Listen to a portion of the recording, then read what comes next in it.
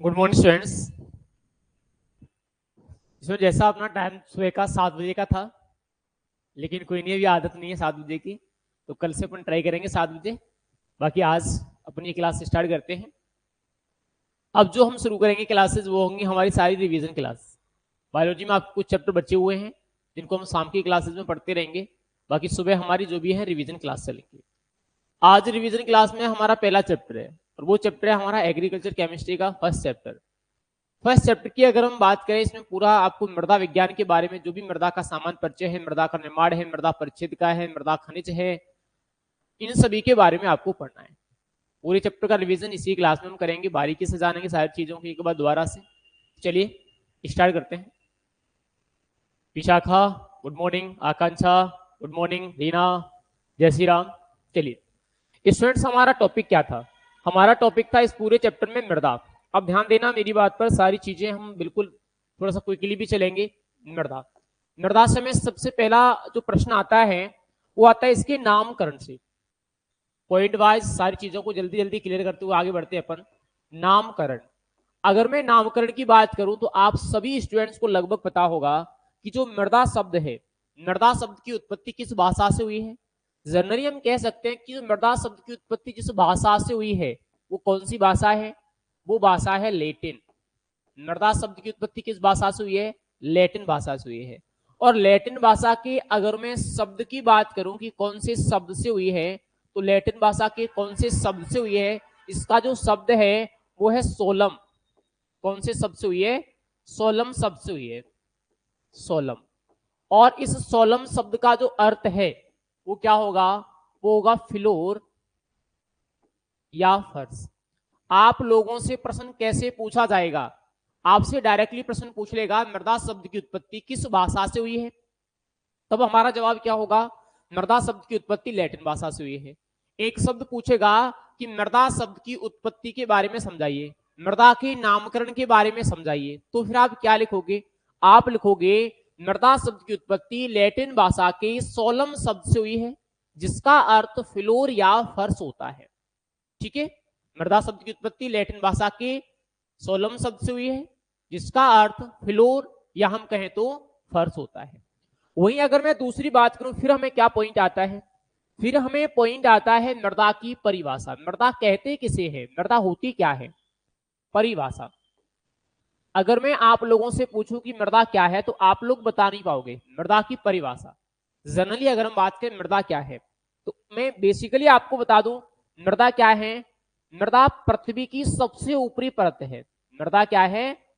पृथ्वी की सबसे ऊपरी परत, पृथ्वी की सबसे ऊपरी परत, जिस पर क्या किया जाता है? जिस पर कृषि क्रियाएं की जाती हैं। मृदा क्या है?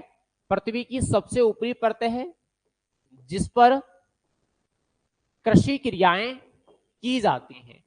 आप लोगों से अगर प्रश्न पूछा जाए कि मृदा किसे कहते हैं, मृदा को परिभाषित कीजिए, इट्स डन। क्लियर हो गया? मृदा क्या है? हमारी जो धरती है, पृथ्वी जिसको बोलते हैं, उस पृथ्वी की जो सबसे ऊपर की परत है जिस पर हम फसल उत्पादन कर रहे हैं, जिस पर हम कृषि क्रियाएं कर रहे हैं, वो ऊपरी परत क्या कहलाती है? वो ऊपरी परत कहलाती है मृदा। तो 2 पॉइंट हमारे क्लियर हो गए। पहला मृदा का नामकरण, दूसरा मृदा की परिभाषा। ठीक है, नेक्स्ट अगर हम तीसरे पॉइंट पर चलें स्टूडेंट्स, अब तीसरा पॉइंट हमें क्या आता है? जनरली अगर हम बात करें तो तीसरा पॉइंट है हमारा वो है मृदा की विशेषता। जनरली अगर हम बात करें मिट्टी की क्या क्या विशेषताएं होती हैं, आप लोगों से डायरेक्टली 1.5 नंबर का प्रश्न आएगा और 3 पॉइंट आपको लिखने होंगे कि मृदा की क्या क्या विशेषताएं होती हैं। मृदा की विशेषता लिखिए। अगर हम मृदा की विशेषताओं की बात करें तो मृदा की कौन कौन सी विशेषताएं हो सकती हैं?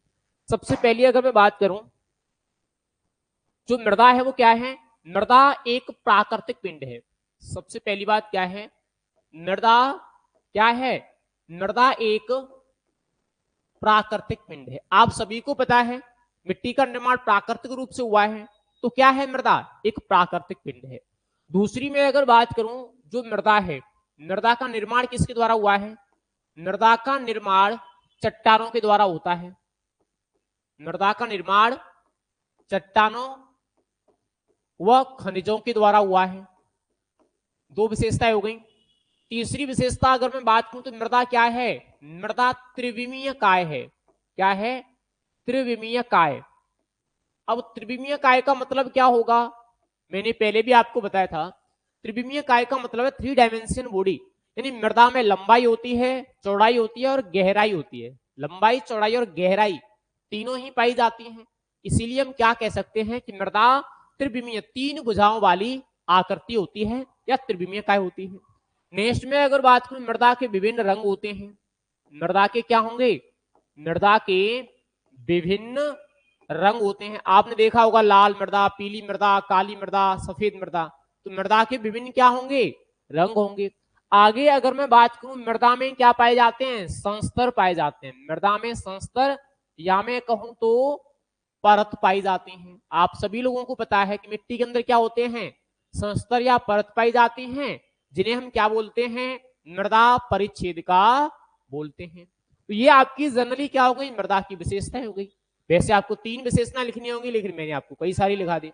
जब भी आपको प्रश्न पूछा जाए मृदा की विशेषता लिखिए, बिल्कुल क्लियर हो गया। मृदा क्या है, प्राकृतिक पिंड है। मृदा का निर्माण चट्टान और खनिजों के द्वारा हुआ है। मृदा त्रिविमीय काय होती है। मृदा में विभिन्न रंग होते हैं। मृदा में विभिन्न परतें या संस्तर पाए जाते हैं।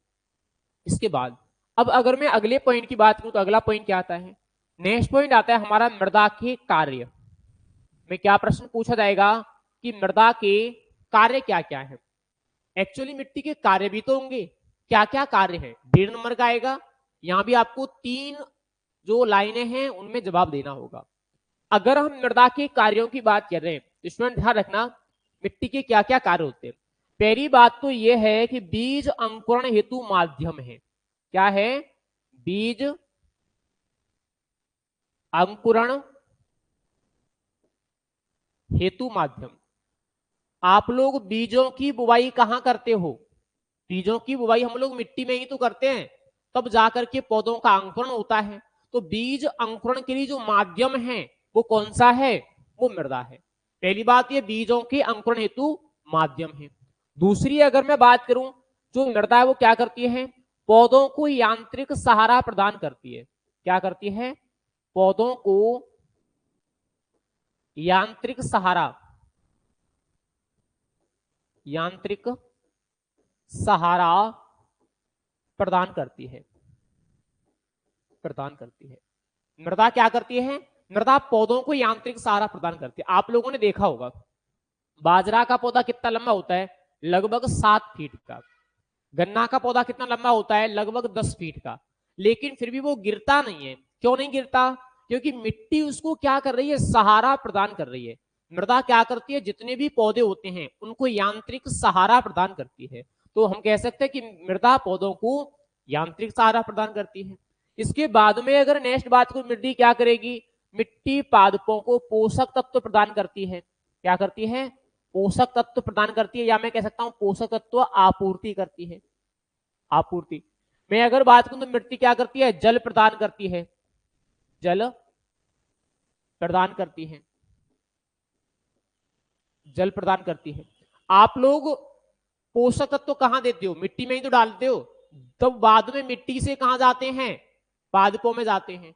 पानी आप लोग कहां देते हो, मिट्टी में ही तो देते हो। मिट्टी से फिर कहां जाता है, पादपों में जाता है। तो हम कह सकते हैं कि मृदा पादपों को पोषक तत्व और जल प्रदान करती है। ये क्या हो गए, ये मृदा के कार्य हो गए। जनरली अगर हम बात करें, बीज अंकुरण हेतु माध्यम है। दूसरी अगर हम बात करें, पौधों को यांत्रिक सहारा प्रदान करती है। तीसरी अगर हम बात करें, पोषक तत्व आपूर्ति करती है। चौथी अगर हम बात करें तो पादपों को जल प्रदान करती है। ये क्या हो गए, ये हो गए हमारे मृदा के कार्य। इसके बाद में अगर नेक्स्ट बात करूं तो अगला जो हमारा पॉइंट आता है वो आता है प्रश्न मृदा और अवमृदा। हमें डायरेक्टली प्रश्न पूछा जाएगा कि प्रश्न मृदा क्या है और अवमृदा क्या है। तो जर्नली जो अब हम बात कर लेते हैं वो हम बात कर रहे हैं प्रश्न मृदा और अवमृदा के बारे में। चलिए थोड़ा सा इसके बारे में देख लेते हैं, इतने में काम हो जाएगा अपना।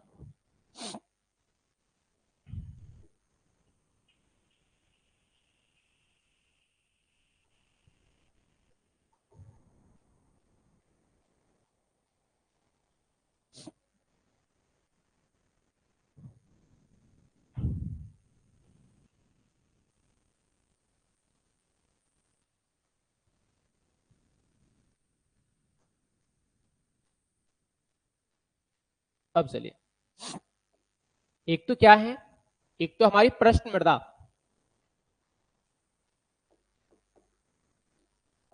पृष्ठ मृदा, और एक अगर मैं बात करूं अवमृदा।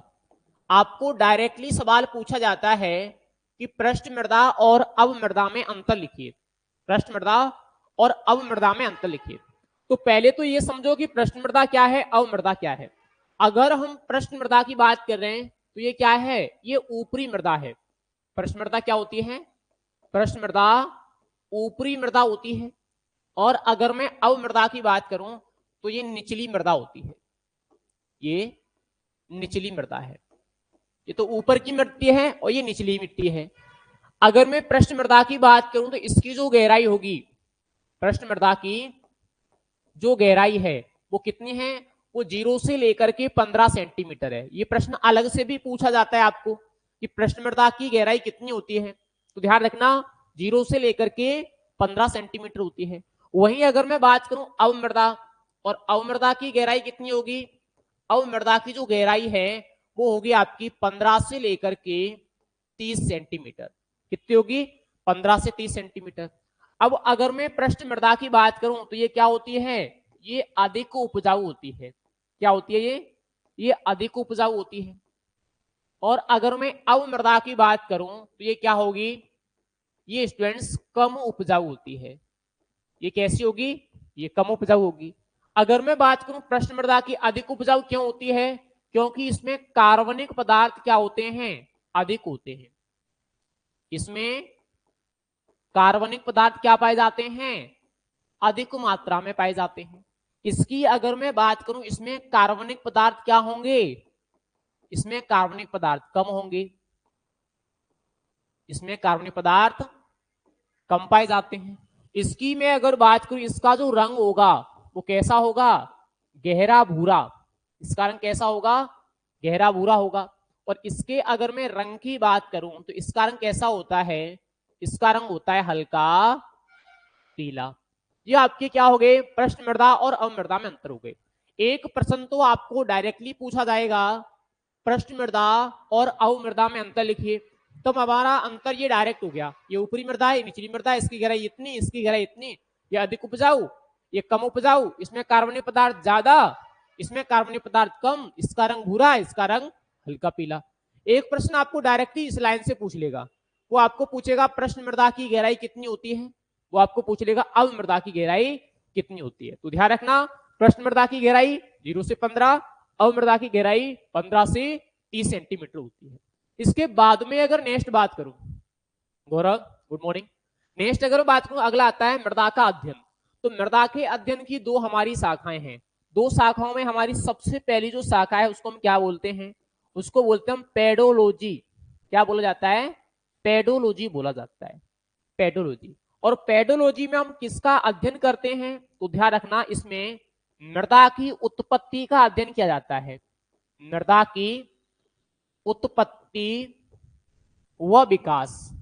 आप लोगों को डायरेक्टली प्रश्न पूछा जाएगा कि मृदा की उत्पत्ति और विकास या मृदा के निर्माण का अध्ययन कहलाता है। तो मृदा की उत्पत्ति और विकास का अध्ययन क्या कहलाएगा, पेडोलॉजी कहलाएगा। एक चीज मैं आपको बता दूं, जो पेडोलॉजी शब्द है इंपोर्टेंट है, नोट कर लेना। पेडोलॉजी शब्द, ये शब्द किसने दिया, ये शब्द दिया वीवी डॉकुचेव ने। पेडोलॉजी शब्द किसने दिया, वीवी डॉकुचेव ने दिया। और इसलिए वीवी डॉकुचेव को हम क्या कहते हैं, मृदा विज्ञान का जनक। आप लोगों से प्रश्न भी पूछा जाता है, who is the father of soil science, मृदा विज्ञान का जनक कौन है। अगर हम मृदा विज्ञान के जनक की बात करें, मृदा विज्ञान के पिता की बात करें, तो कौन है, वो है आपका वीवी डॉकुचेव। क्यों, क्योंकि इसने क्या दिया, पेडोलॉजी शब्द दिया। पेडोलॉजी क्या है, पेडोलॉजी एग्रीकल्चर की या मृदा विज्ञान की वह शाखा है जिसके अंतर्गत मृदा की उत्पत्ति और विकास का अध्ययन किया जाता है। अगर आपसे प्रश्न भी पूछा जाए पेडोलॉजी क्या है, व्हाट इज द पेडोलॉजी, तो आपका जवाब क्या होगा, पेडोलॉजी मृदा विज्ञान की वह शाखा है जिसके अंतर्गत मृदा की उत्पत्ति और विकास का अध्ययन किया जाता है। या फिर पूछे who is the father of pedology, pedology का जनक कौन है, या सोइल साइंस का जनक कौन है? तो दोनों में कौन सा आ जाएगा? वीवी डोकुचिबा आ जाएगा। एक फिर दूसरी शाखा है हमारी अध्ययन की, दूसरी शाखा कौन सी है? वो है इडेफोलॉजी। कौन सी है? इडेफोलॉजी। ध्यान रखना इसका भी, इडेफोलॉजी। अगर मैं इडेफोलॉजी की बात करूं तो इसमें हम किसका अध्ययन करते हैं? तो नोट कर लेना, इसमें अध्ययन किया जाता है फसलों से संबंधित मृदा का। किसका करते हैं? फसलों से संबंधित मृदा। आप लोगों से डायरेक्टली सवाल पूछा जाएगा, फसलों से संबंधित मृदा का अध्ययन कहलाता है। तो फसलों से संबंधित मृदा का अध्ययन क्या कहलाएगा? पेडोलॉजी। जैसे हम पढ़ते हैं ना कि धान को कैसी मिट्टी चाहिए? चिकनी मटियार चाहिए। गेहूं को कैसी चाहिए? बलुई दोमट चाहिए। तो हम फसल से संबंधित पढ़ रहे हैं। जैसे धान के लिए चिकनी मटियार, तो फसल से संबंध हो गया। गेहूं के लिए बलुई दोमट, फसल से संबंध हो गया। तो जब हम फसलों से संबंधित मृदा का अध्ययन करते हैं तो उसको क्या कहा जाएगा? उसको कहा जाएगा आपका इडेफोलॉजी। ठीक है, तो फसलों से संबंधित मृदा का अध्ययन क्या कहलाएगा? इडेफोलॉजी कहलाएगा। अब थोड़ा सा और नेक्स्ट चलें चैप्टर में। तो अगला जो हमारा पॉइंट आता है वो पॉइंट है अपना मृदा अवयव, जो कि सबसे ज्यादा इंपोर्टेंट है। नेक्स्ट अपना पॉइंट क्या है? मृदा अवयव। अब स्टूडेंट्स अगर मैं मृदा अवयव की बात करूं, मृदा अवयव, एक तो आपको डायरेक्टली प्रश्न पूछ लेगा कि मृदा में कौन कौन से अवयव पाए जाते हैं। एक प्रश्न तो आपको डायरेक्टली पूछ लेगा, मृदा में कौन कौन से अवयव पाए जाते हैं। तब आपको क्या करना है? तब आपको एक गोला बनाना है इस तरह का। तब आप क्या करोगे? इस तरह का एक गोला बनाओगे और इस गोले में फिर क्या करोगे? इस गोले में एक रेखा डाल दोगे बीचों बीच। ठीक है, एक रेखा ऐसे डाल दो बीचों बीच, ऐसे डाल दी एक रेखा। फिर इसमें एक ऐसे बीचों बीच डाल दो, ऐसे हो गई। फिर इसमें एक ऐसे डाल दो, ये गोला बनेगा आपका। जब आप क्या लिखोगे? मृदा अवयव लिखोगे। अब इसमें आपको भरना क्या है? जनरली हम क्या लिखेंगे? यहां लिखेंगे हम 25%, यहां भी लिखेंगे हम 25%, यहां लिखेंगे हम 5% और यहां लिखेंगे हम 45%। 25% क्या होगा? 25% होगा मृदा के अंदर जल। 25% क्या होगी? मृदा के अंदर वायु। और 5% क्या होगा? मृदा के अंदर जैविक पदार्थ। और जनरली अगर हम बात करें 45%, तो वो क्या होगा? 45% हो गया हमारे खनिज पदार्थ। आपको अगर प्रश्न पूछा जाए कि मृदा में कौन कौन से अवयव पाए जाते हैं, तो आपको ये वाला डायग्राम बनाना है। मृदा में ये अवयव पाए जाते हैं। ठीक है, आपको यहां से अलग से भी प्रश्न पूछा जा सकता है। वो आपको डायरेक्टली सवाल पूछ लेगा कि मृदा में खनिज पदार्थों की मात्रा कितनी होती है? तो 45%। मृदा में जैविक पदार्थ कितने पाए जाते हैं? तो 5%। मृदा में जल कितना होता है? तो 25%। मृदा में वायु कितनी होती है? तो 25%। इस तरह से अलग से भी आपको जो है सवाल एग्जाम में पूछा जा सकता है। तो ये तो बात हो गई जनरली जब आपको प्रश्न पूछा जाए मृदा में कौन कौन से अवयव पाए जाते हैं। अब हम थोड़ा सा आगे विस्तार से समझने का प्रयास करते हैं। तो चलिए, अब जनरली अगर मैं मृदा अवयवों की बात करूं तो इनको हम दो पार्टों में डिवाइड करते हैं। दो पार्टों में कैसे डिवाइड करेंगे, ये थोड़ा सा गौर करना। एक तो मैं यहां कह सकता हूं मृदा के अंदर ठोस भाग। मृदा के अंदर क्या होगा? ठोस भाग होगा। और एक में कह सकता हूं मृदा के अंदर क्या होगा? रंध्रावकाश। आप लोगों को यहां से भी प्रश्न पूछे जाते हैं, ध्यान रखना। जो भी हमारी मिट्टी है, मिट्टी के अंदर दो तरह के पार्ट होते हैं। एक तो ठोस भाग होगा, जैसे मिट्टी का रेत हम लेते तो कंकड़ हमारे हाथ में चुभते हैं, वो तो ठोस भाग हो गया। एक उन कंकड़ों के बीच में, मिट्टी के कणों के बीच में खाली जगह होती है, वो क्या होगा? वो होगा रंध्रावकाश। अगर मैं बात करूं मृदा के अवयव में ठोस भाग कितना होता है, तो मिट्टी में ठोस भाग कितना होगा? ध्यान रखना, ठोस भाग होता है 50%। और वहीं अगर मैं रंध्रावकाश की बात करूं तो ये भी कितना होता है? ये भी आपका 50% होता है। आपको डायरेक्टली सवाल पूछा जाता है मृदा में ठोस भाग होता है 50%, मृदा में रंध्रावकाश होता है तो 50% होता है।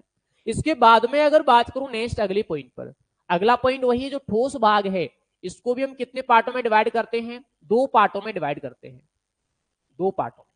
अब दो पार्ट इसके कौन कौन से, थोड़ा सा गौर कर लेना, इंपोर्टेंट है। एक तो आते हैं हमारे यहाँ खनिज पदार्थ, क्या आते हैं, खनिज पदार्थ ठोस भाग में। और दूसरी अगर मैं बात करूं तो कौन से आते हैं, एक हमारे आते हैं जैविक पदार्थ, खनिज पदार्थ हो गया और जैविक पदार्थ हो गया। और ऐसे ही अगर मैं रंध्रावकाश की बात करूं तो इसको भी अपन दो पार्टों में डिवाइड करते हैं। कौन कौन से होंगे, एक तो होगा जल, एक तो होगा जल और दूसरा क्या होगी, दूसरा होगी वायु। एक जल हो गया और एक वायु होगी। अब अगर मैं बात करूं यहां मात्रा, डायरेक्टली आपको क्वेश्चन मात्राओं से आता है। अगर मैं मृदा अवयव में खनिज पदार्थों की मात्रा की बात करूं तो कितनी होती है, ये मृदा अवयव में होगी 45%, जैसा मैंने आपको अभी बताया। जैविक पदार्थों की मात्रा कितनी होती है, 5% होती है। अगर मैं जल की मात्रा की बात करूं तो ये 25% होती है। अगर मैं वायु की बात करूं ये भी आपकी 25% या 25% होती है। ये इनकी मात्रा हो गई। अब आप एग्जाम में लिखोगे कैसे, आपसे प्रश्न आएगा मृदा अवयवों को विस्तार से समझाइए, तब कैसे लिखोगे। तो ध्यान रखना, तब हम लिखेंगे मृदा में दो प्रकार के अवयव होते हैं, ठोस भाग और रंध्रावकाश। ठोस भाग में फिर लिखोगे यह मृदा अवयव का 50% होता है, इसे दो भागों में बांटा गया है। कौन कौन से, खनिज पदार्थ और जैविक पदार्थ। फिर खनिज पदार्थ में आप क्या लिखोगे, खनिज पदार्थ में लिखेंगे कि यह मृदा के अंदर पाया जाने वाला अकार्बनिक अवयव है। मृदा के अंदर पाया जाने वाला अकार्बनिक अवयव है, जिसे मृदा का संरचनात्मक अवयव भी कहा जाता है। इसे हम क्या कहते हैं, इसे मृदा का संरचनात्मक अवयव कहते हैं। अगर मान लो मृदा के अंदर खनिज पदार्थ नहीं है तो मृदा का निर्माण नहीं होगा, इसीलिए इसको खनिज पदार्थ कहते हैं। और इसकी मात्रा कितनी होती है, 45% होती है। लेकिन ध्यान रखना, अगर हम मृदा के ठोस भाग की बात करें तो मृदा के ठोस भाग में कितने परसेंट खनिज पदार्थ होते हैं, 90%। दो तरह से प्रश्न आता है, एक तो डायरेक्टली प्रश्न आएगा कि मृदा अवयव में खनिज पदार्थों की मात्रा, तो 45%। एक प्रश्न आएगा मृदा के ठोस भाग में खनिज पदार्थों की मात्रा, तो जब ठोस भाग में पूछी जाए तो कितनी होगी, 90% होगी। ठीक है। ऐसे ही में अगर बात करूं जो खनिज पदार्थ में सबसे ज्यादा क्या पाया जाता है, इनमें सबसे ज्यादा पाया जाता है सिलिका। कौन सा पाया जाता है, सिलिका। लगभग 90% इनमें क्या पाया जाता है, खनिज पदार्थों में सिलिका पाया जाता है। तो ये खनिज पदार्थ वाला पोर्शन हो गया। क्या होगा, यह मृदा का कार्बनिक अवयव है, इसे मृदा का संरचनात्मक अवयव भी कहा जाता है। इसकी मात्रा मृदा अवयव में 45% तथा मृदा के ठोस भाग में 90% होती है। इसमें 90% सिलिका पाई जाती है। दूसरी क्या है, जैविक पदार्थ। ऐसे ही आपके जैविक पदार्थ हो जाएंगे। जैविक पदार्थ क्या है, यह मृदा का कार्बनिक अवयव है। यह क्या है, यह मृदा का कार्बनिक अवयव है। इसे मृदा का उपजाऊपन भी कहा जाता है। इसे क्या कहते हैं, इसे मृदा का उपजाऊपन भी कहते हैं। अगर मैं बात करूं जैविक मृदा में, इसमें जैविक मृदा, और ये पूछा भी जाता है आपसे, जैविक मृदा में इसकी मात्रा कितनी होती है, जैविक मृदा में 5 से लेकर के 20%। सामान्य मृदा में खनिज पदार्थ 5%, जैविक मृदा में कितने होंगे, 5 से लेकर के 20% होंगे। और अगर हम मृदा के ठोस भाग की बात करें, ध्यान रखना, तो ठोस भाग में इसकी मात्रा कितनी हो जाएगी, 10%। मृदा के ठोस भाग में कितने पाए जाते हैं, तो मृदा के ठोस भाग में 10% पाए जाते हैं। डायरेक्टली सवाल आएगा, मृदा जैविक मृदा में जीवांश पदार्थ 5 से 20, मृदा के ठोस भाग में जीवांश पदार्थ तो 10%। ठीक है। अब क्या है, मृदा जल और मृदा वायु, ये बिल्कुल सिंपल है। अगर मैं मृदा जल की बात करूं तो मृदा जल क्या है, मृदा रंध्रावकाश में, मृदा में क्या है, रंध्रावकाश। तो मृदा रंध्रावकाश में पाए जाने वाले जल के अणु क्या कहलाते हैं, मृदा जल कहलाते हैं। और मृदा में इनकी मात्रा कितनी होती है, 25% होती है। और मृदा रंध्रावकाश की अगर मैं बात करूं, ध्यान रखना यहां से प्रश्न आता है, रंध्रावकाश, तो रंध्रावकाश में इनकी मात्रा कितनी होगी, 50%। मृदा अवयव में तो कितनी होगी, 25, रंध्रावकाश में कितनी होगी, 50% होगी। ऐसी में वायु की बात करूं तो वायु क्या है, मृदा रंध्रावकाश में पाया जाने वाला गैसीय मिश्रण। गैसीय मिश्रण, मृदा के जो रंध्रावकाश हैं, मृदा के जो खाली स्थान हैं, उनमें जो गैसों का मिश्रण पाया जाता है, उस गैसों के मिश्रण को क्या कहा जाता है, मृदा वायु कहा जाता है। और मृदा वायु में कौन कौन सी गैसें पाई जाती हैं, तो ध्यान रखना, N2 इसमें कितनी होती है, 78%। ऑक्सीजन इसमें कितनी होती है, 21%। CO2 इसमें कितनी होती है, 0.3%। कितनी होगी, 0.3%। आपसे प्रश्न पूछा जाता है ज्यादातर इससे कि मृदा वायु में CO2 की मात्रा तो 0.3%, और इस 0.3% को हम लिखते हैं 3000 ppm। ध्यान रखना, अगर ppm में बात की जाए तो कितना लिखेंगे, 3000 ppm लिखेंगे। और अगर सबसे ज्यादा मात्रा की बात करें तो कौन सी गैस पाई जाती है, वो पाई जाती है आपकी नाइट्रोजन गैस। तो ये तो बात हो गई हमारी मृदा अवयवों की। इसके बाद में थोड़ा सा और नेक्स्ट चलें तो अगला जो हमारा पॉइंट आता है वो पॉइंट है हमारा पृथ्वी। ध्यान रखना, ये भी इंपोर्टेंट है, पृथ्वी। अब पृथ्वी की अगर मैं बात करूं जनरली पृथ्वी क्या है, तो हम सब लोग जानते हैं कि पृथ्वी क्या है, जो हमारा सौर मंडल है। क्या है, सौर मंडल। सौर मंडल का क्या है, ग्रह है। पृथ्वी सौर मंडल का एक ग्रह है, और ये एकमात्र ऐसा ग्रह है जिस पर क्या है, पानी या जल उपलब्ध है। पृथ्वी सौरमंडल का एकमात्र ऐसा ग्रह है जहां पानी या जल उपलब्ध है, और पानी या जल उपलब्ध है इसलिए यहां क्या है, इसलिए यहां जीवन संभव है। इसलिए हम लोग यहां रहते हैं, जीवन संभव है। और जीवन संभव है इसलिए इसको क्या कहा जाता है, इसीलिए इसको कहा जाता है जीवित ग्रह। क्या कहा जाता है, जीवित ग्रह कहा जाता है। आप लोगों से अगर प्रश्न पूछा जाए व्हाट इज द अर्थ, पृथ्वी क्या है, आप लोग तो यही कह दो धरती है, जो गोल गोल है वही धरती है, लेकिन ऐसा नहीं है। फैक्ट की अगर हम बात करें तो पृथ्वी क्या है, सबसे पहले पृथ्वी एक सौरमंडल का ग्रह है, और सौरमंडल का ऐसा ग्रह है जिस पर पानी या जल की अगर मैं बात करूं तो वो उपलब्ध है। इसके बाद पानी उपलब्ध है इसलिए यहाँ क्या है, जीवन संभव है, और यहाँ जीवन संभव है इसलिए इसको क्या कहा जाता है, इसीलिए इसको कहा जाता है जीवित ग्रह। क्या कहा जाता है, जीवित ग्रह कहा जाता है। अगर मैं पृथ्वी की बात करूं तो पृथ्वी को 3 परतों में डिवाइड किया गया है, और तीनों से हमें प्रश्न आता है डायरेक्टली। अगर हम पृथ्वी की 3 परतों की बात करें तो कौन कौन सी 3 परतें हैं। सबसे पहले अगर मैं बात करूं, एक तो है हमारी जलमंडल, जलमंडल प्रश्न आता है, यहां से ध्यान रखना। दूसरी अगर मैं बात करूं कौन सी है, वायुमंडल, वायुमंडल। तीसरी अगर मैं बात करूं तो कौन सी है, तीसरी है हमारी स्थल मंडल, स्थल मंडल। और स्थल मंडल को दूसरा हम नाम दे देते हैं थल मंडल, स्थल मंडल या थल मंडल। आप लोगों से डायरेक्टली सवाल आएगा पृथ्वी को कितने पार्टों में डिवाइड किया गया है, तो ध्यान रखना पृथ्वी को हम कितने भागों में डिवाइड करते हैं, पृथ्वी को 3 भागों में डिवाइड किया गया है, जलमंडल, वायुमंडल और स्थल मंडल। अब अगर मैं जलमंडल की बात करूं तो जलमंडल क्या है, आप लोगों से पिछले साल बोर्ड के एग्जाम में यही प्रश्न पूछा गया था, जलमंडल क्या है। तो जलमंडल क्या है, जलमंडल पृथ्वी का वह भाग है जहां जल भरा हुआ है, जल भरा हुआ है। पृथ्वी का वह भाग जहां पर जल भरा हुआ है वो क्या है, वो जलमंडल है।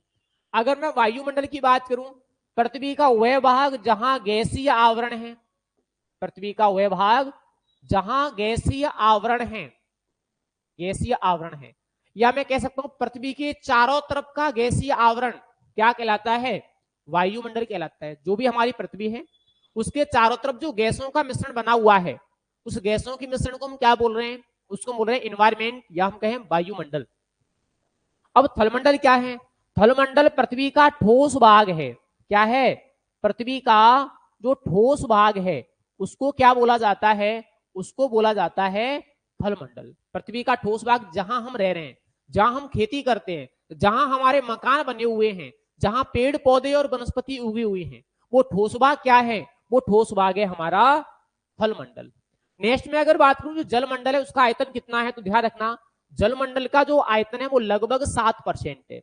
जलमंडल का आयतन कितना है, लगभग 7%। वायुमंडल का आयतन कितना है, 0.3%। कितना है, 0.3%। और अगर मैं स्थल मंडल की बात करूं तो इसका आयतन कितना है, 93%। 93%।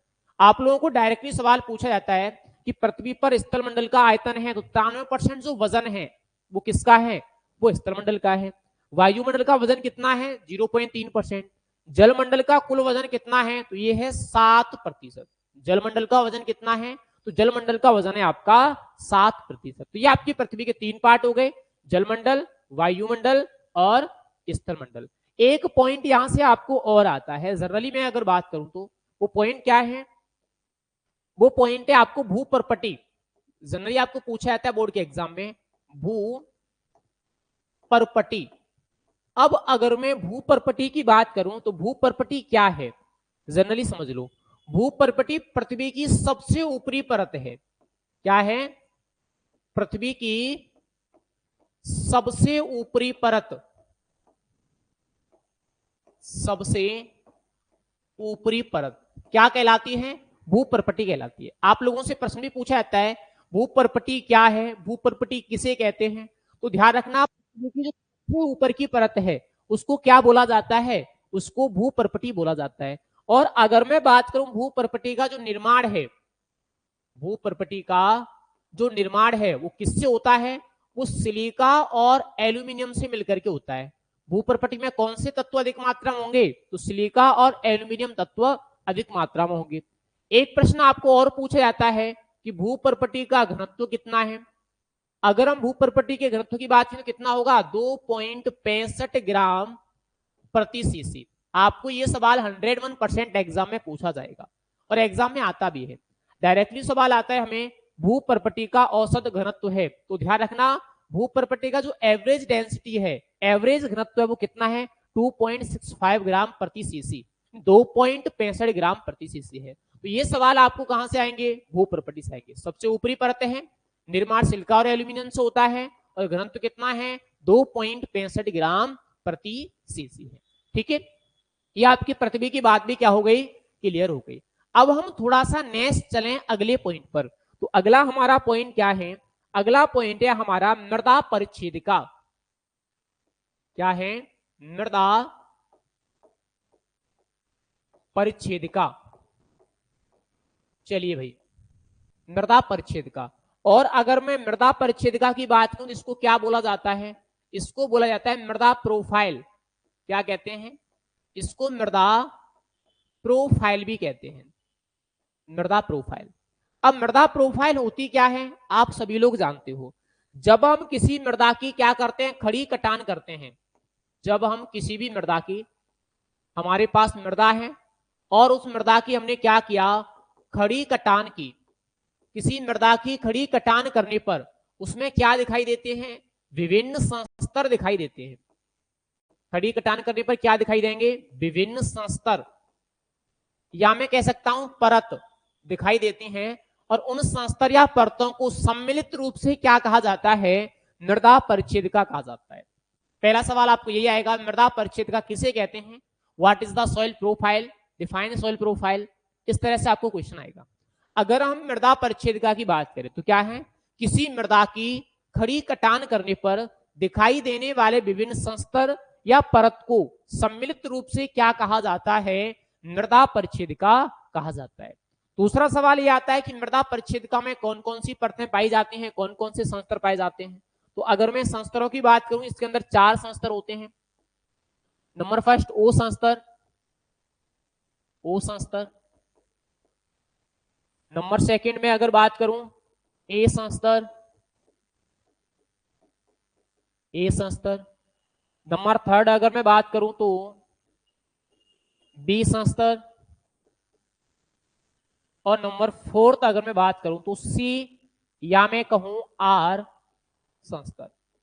मृदा के अंदर मुख्यतः जो संस्तर वो कितने हैं? 4 हैं। कौन कौन से आपको दिखाई दे रहे होंगे? ओ, ए, बी, सी और आर। अब अगर मैं बात करूं इनसे संबंधित जो प्रश्न आपको पूछे जाते हैं, जो ओ संस्तर है वो केवल कहां पाया जाता है? वो आकृषित भूमि में पाया जाता है। कहां पाया जाता है? आकृषित भूमि, या मैं कहूं वनों की भूमि। आकर्षित भूमि या वनों की भूमि में पाया जाता है। इसकी अगर मैं बात करूं ये कैसा होता है? ये अति सूक्ष्म होता है। कैसा होता है? अति सूक्ष्म। और अति सूक्ष्म होने के कारण ये आंखों से दिखाई नहीं देता है, आंखों से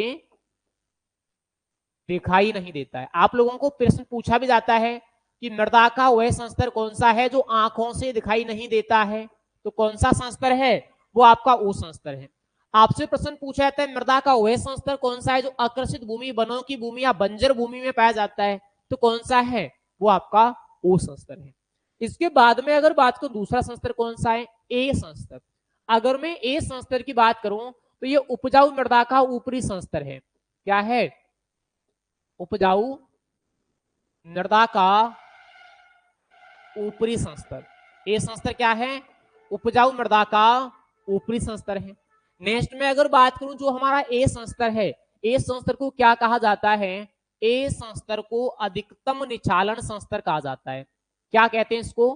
अधिकतम निछालन संस्तर। और यही प्रश्न आपको पूछा जाता है कि मृदा के किस संस्तर को अधिकतम निछालन संस्तर कहा जाता है?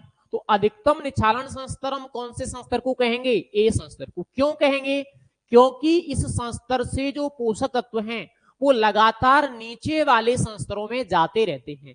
यानी मैं कह सकता हूं इस संस्तर में जो पोषक तत्व हैं, पोषक तत्व वो गतिशील अवस्था में पाए जाते हैं। पोषक तत्व किस अवस्था में पाए जाते हैं? तो इस संस्तर में पोषक तत्व गतिशील अवस्था में पाए जाते हैं।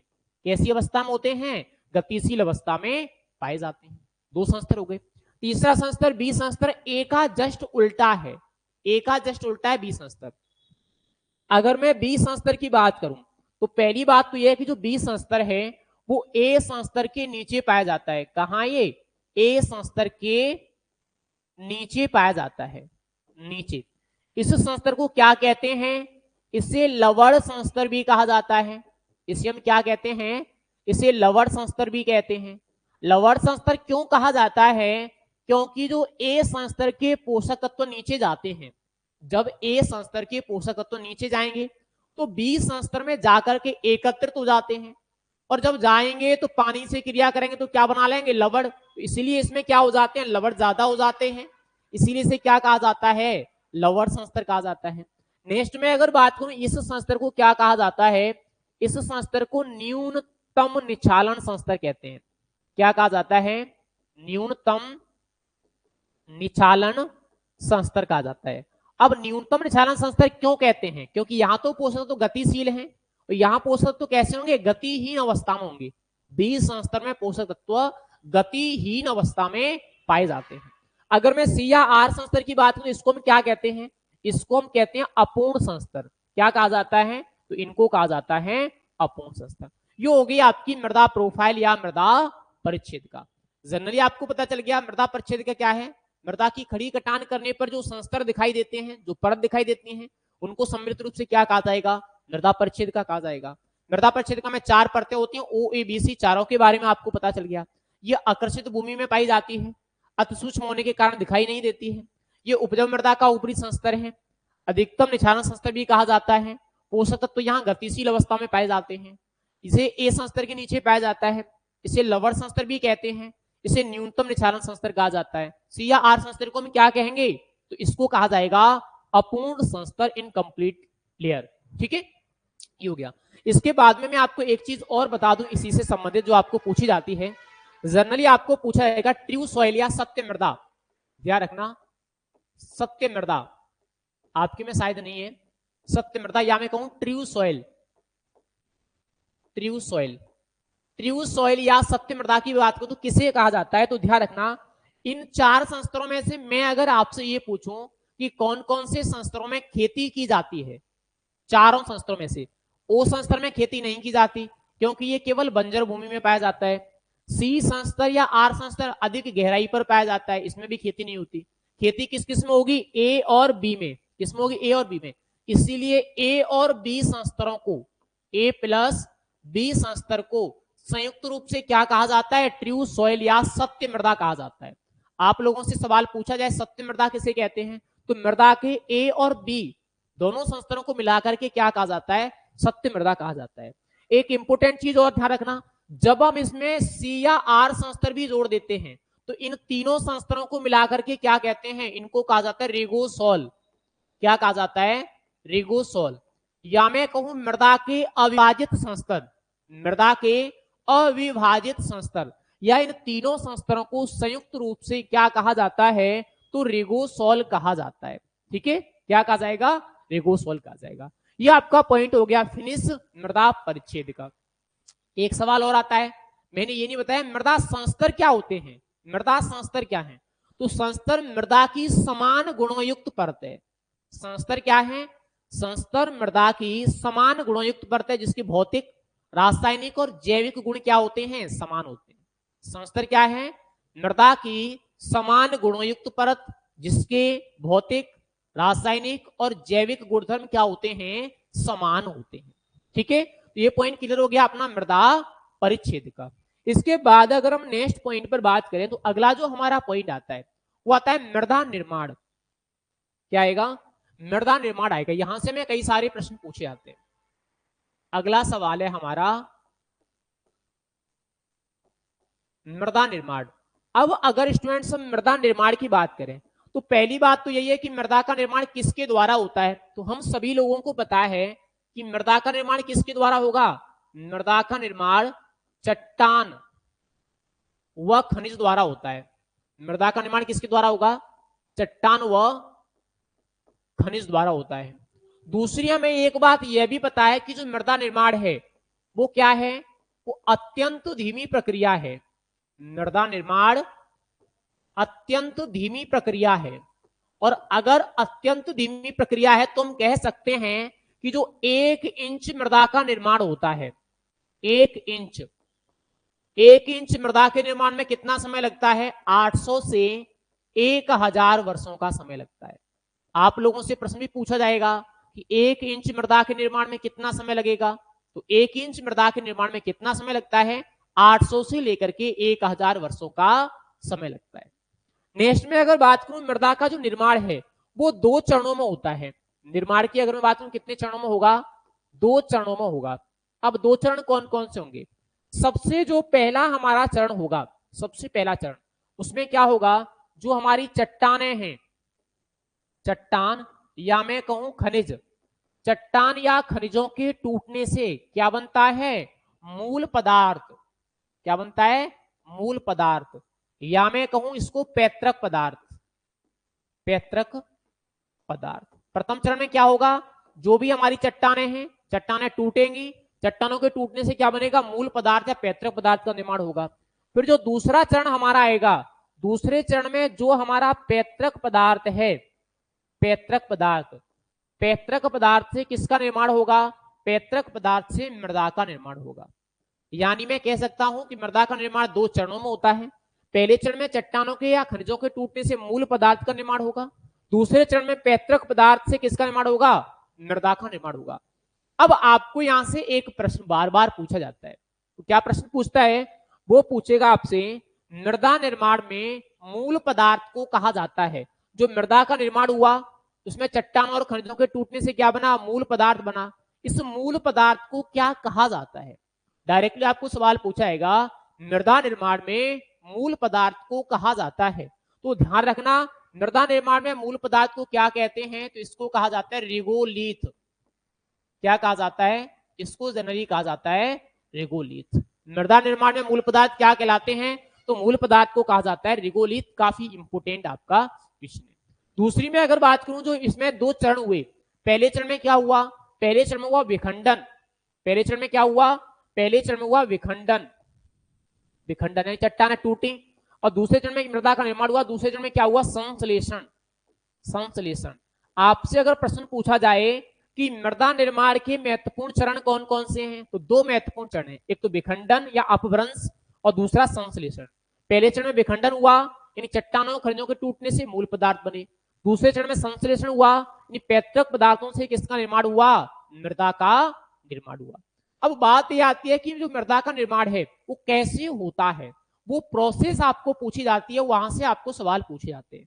जनरली अगर मैं मृदा निर्माण की बात करूं तो मृदा निर्माण का जो प्रक्रिया है वो कौन सी है, जनरली हम समझते हैं मृदा निर्माण प्रक्रिया। आपको सवाल पूछे जाते हैं, यहां से ध्यान रखना मृदा निर्माण की प्रक्रिया। अब अगर हम मृदा निर्माण की प्रक्रिया की बात करें तो यहाँ कुछ स्पेशल चरण आते हैं। पहला जो चरण है उसको हम क्या कहेंगे, इसको हम कहेंगे यूमीकरण। क्या कहेंगे, यूमीकरण। मैं अभी बताऊंगा जस्ट आपको क्या क्या होता है, ठीक है। यूमीकरण के बाद क्या होता है, निछालन। निछालन। निछालन के बाद क्या होता है, निक्षेपण। ये चरण तो आपको याद रखनी, ज्यों की तो लिखने हैं। फिर इसके निक्षेपण के बाद में जो चौथा पॉइंट है हमारा वो कौन सा आता है, वो आता है हमारा पौधजलीकरण। क्या आएगा?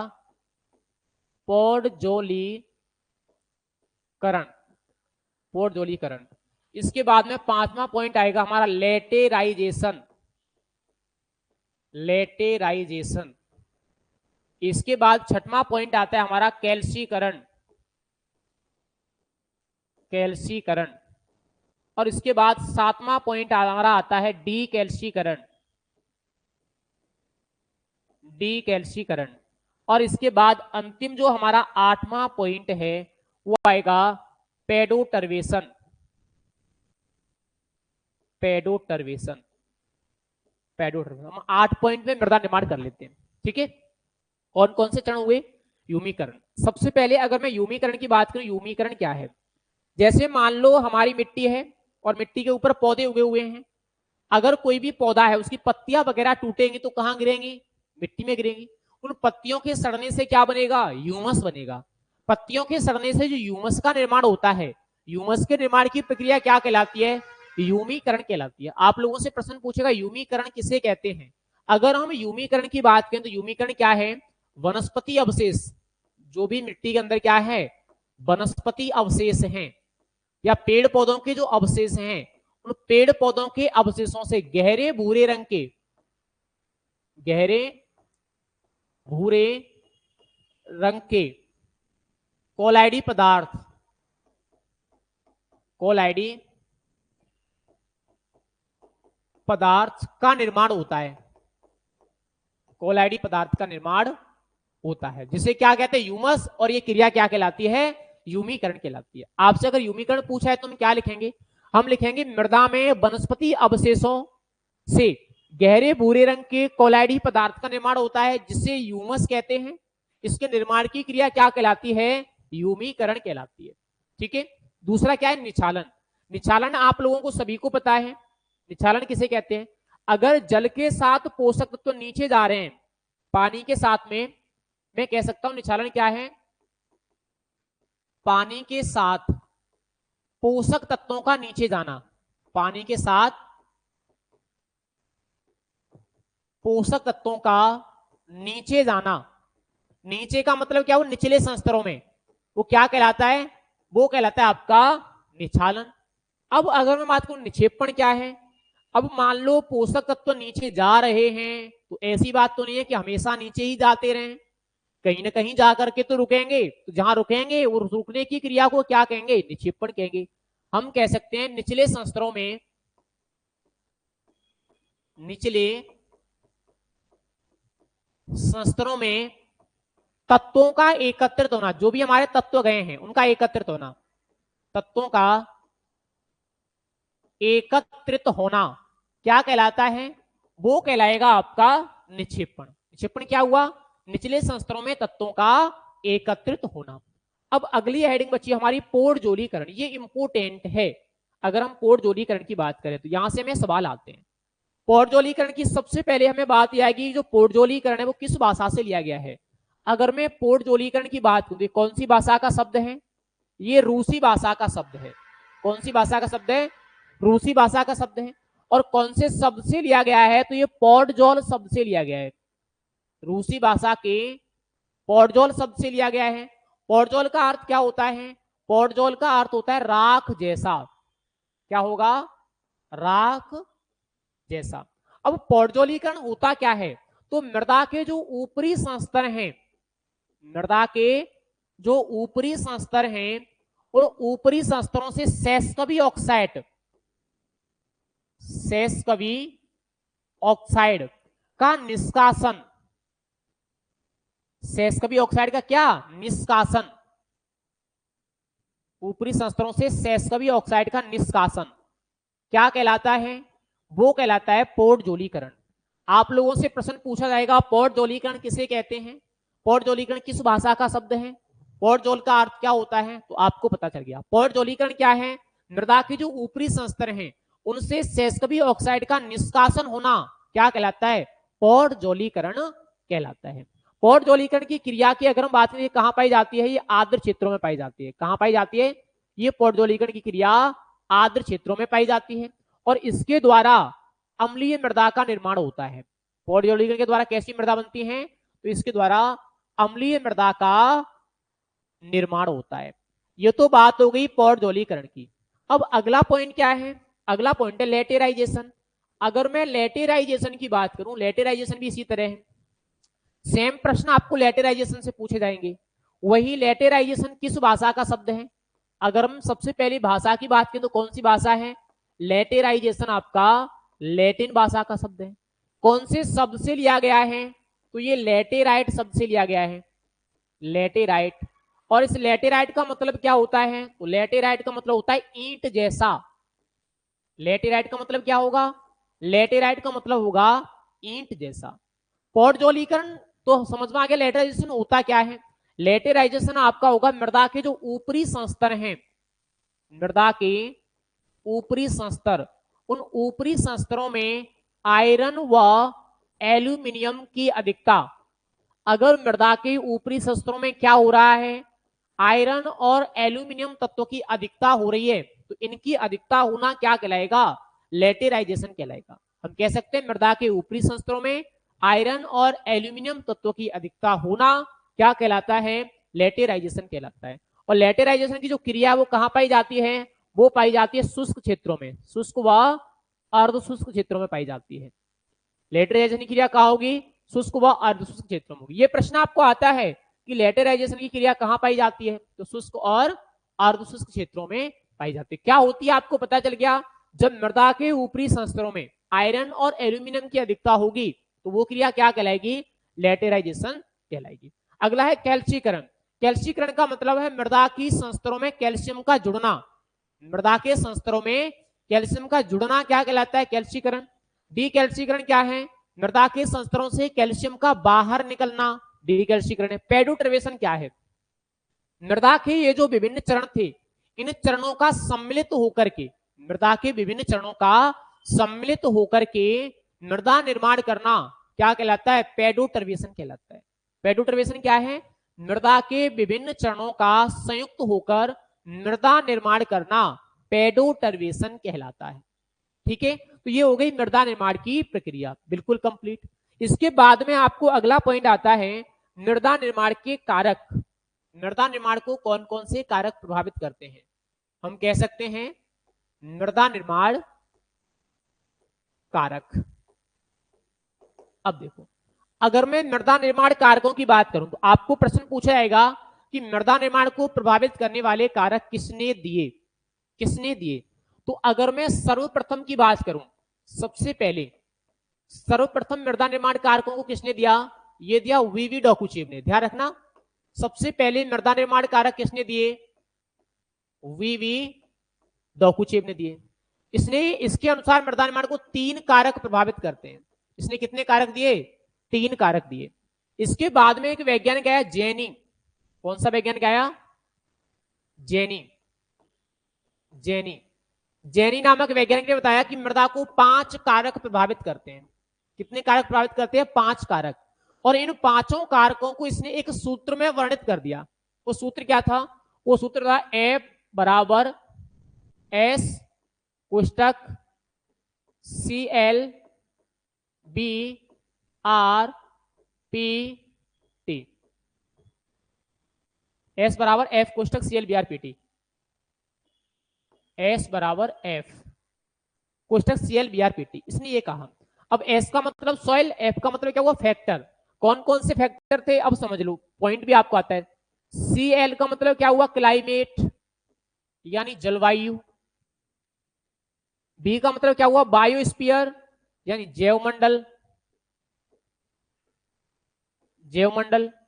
R का मतलब क्या हुआ? रिलीफ ऑफ टोपोग्राफ यानी स्थलाकृति, स्थलाकृति। उसके बाद P का मतलब क्या हुआ? पेरेंट मटेरियल यानी पैतृक पदार्थ, पैतृक पदार्थ। उसके बाद T का मतलब क्या हुआ? T का मतलब हुआ टाइम, या मैं कह सकता हूं समय। अब अगर आपसे प्रश्न पूछा जाए कि मृदा निर्माण को कौन कौन से कारक प्रभावित करते हैं, तो जर्नली अब आपको पता चल गया कि मृदा के निर्माण को कौन कौन से कारक प्रभावित करेंगे। ये 5 कारक हैं जो मृदा निर्माण को प्रभावित करते हैं। कौन कौन से कारक हैं? जलवायु, जैवमंडल, स्थलाकृति, पैतृक पदार्थ और समय। लेकिन प्रश्न आपको इस तरह से नहीं पूछा जाता। प्रश्न कैसे आता है, एक वैज्ञानिक आया इनके बाद जिसका नाम था जोफे। जोफे नामक वैज्ञानिक ने मृदा निर्माण कारकों को 3 भागों में विभाजित कर दिया और उसने क्या कहा, उसने जलवायु और जैवमंडल को तो क्या कह दिया, सक्रिय कारक कह दिया। जलवायु और जैवमंडल को क्या कहा, सक्रिय कारक कहा। उसने स्थलाकृति और पैतृक पदार्थ को क्या कहा, निष्क्रिय कारक कहा। निष्क्रिय या मैं कह सकता हूं अक्रिय कारक कहा, अक्रिय। और जो समय था, समय को उसने क्या कहा, उदासीन कारक कहा। समय को क्या कहा उसने, उदासीन कारक कहा। अब आपको जो प्रश्न पूछे जाते हैं एग्जाम में वो यहां से आते हैं।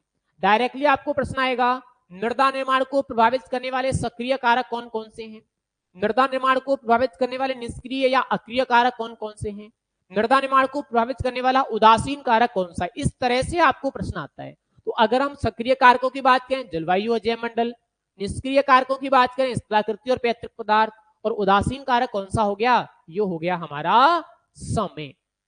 ठीक है, ये आपका मृदा निर्माण हो गया कंप्लीट। और आज की हम क्लास भी यही फिनिश करते हैं।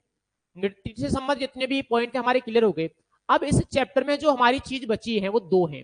दो चीज कौन कौन सी, एक तो हमारी बची है चट्टान और दूसरा बचा है खनिज। चट्टान और खनिज छोटा सा पॉइंट बचा है, उसके बारे में हम नेक्स्ट क्लास में चर्चा करेंगे। बाकी हमारा लगभग पूरा चैप्टर हमारा क्लियर हो गया है।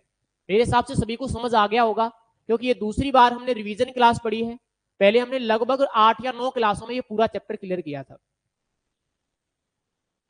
रजनीश कुमार गुड मॉर्निंग, बताओ एक बार संतुष्ट हो या नहीं हो, मजा आ गया होगा वैसे तो पढ़ने में, क्योंकि मैंने बहुत सारी चीजें आपको बता दी एक ही क्लास में। विशाखा, अच्छा है विशाखा, कोई समझ में आया क्या, गौरव क्लियर है, शाबाश। चलिए, बहुत सारी चीजें मैंने आपको बता दी। 9 स्लाइड हो गई हमारी। 9 स्लाइडों में मृदा का तो पूरा पॉइंट हमारा खत्म ही हो गया। अब नेक्स्ट जो पॉइंट हमारा बचा है वो किसका है, चट्टान और खनिज। छोटा सा पॉइंट बचा हुआ है जिसको हम नेक्स्ट क्लास में पढ़ेंगे। रजनीश कुमार, चलिए ठीक है, तो बने रहिए। शाम को भी हम पढ़ेंगे और कल से 7 बजे का टाइम रहेगा हमारा। ठीक, थैंक यू।